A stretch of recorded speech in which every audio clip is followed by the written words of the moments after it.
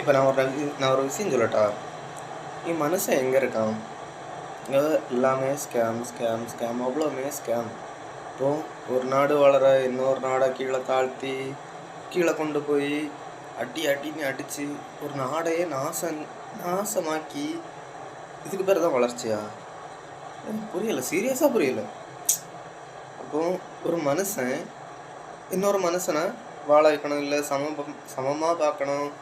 நம்ம எல்லோரும் ஒன்று தான். இது ஒரு வேர்ல்டு, இது ஒரு பூமி, எர்த்து கரெக்டாக. இங்கே எல்லோரும் ஒன்று தான். எல்லாருமே வாழணும், எல்லாருமே நல்லா இருக்கணும், எல்லாருக்குமே எல்லாமே கிடைக்கணும். ஒருத்தனை அடித்து அடித்து அடித்து அடித்து கீழே கொண்டு தாத்து இன்னொருத்தன் வாழ்கிறதுக்கு பேர் வளர்ச்சி. இது எவ்வளோ பெரிய ஸ்கேம் தெரியுமா?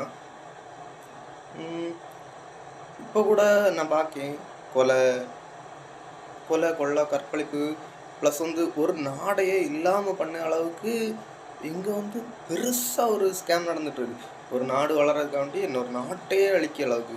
இதெல்லாம் எவ்வளோ பெரிய ஸ்கேம். அதனாலலாம் என்ன பண்ண இப்போ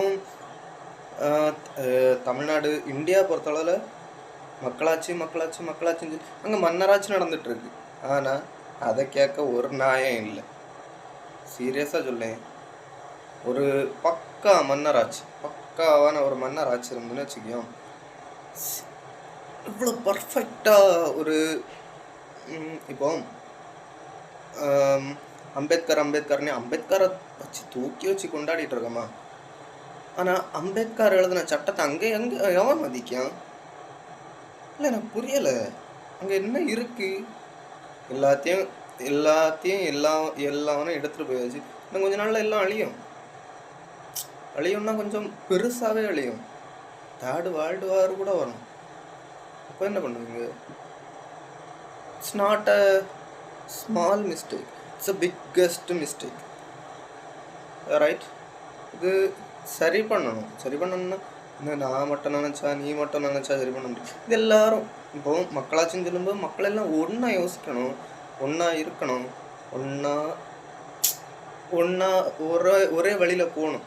நான் வெளிநாட்டில் கஷ்டப்படி எவ்வளோ பேர் எங்கே எப்படியெல்லாம் கஷ்டப்படுவா தெரியுமா? இதுக்கு பேர் தான் வளர்ச்சி. கெட்ட வார்த்தையெல்லாம் வாயில் வரும். நான் சரி வேண்டாம், பாய்.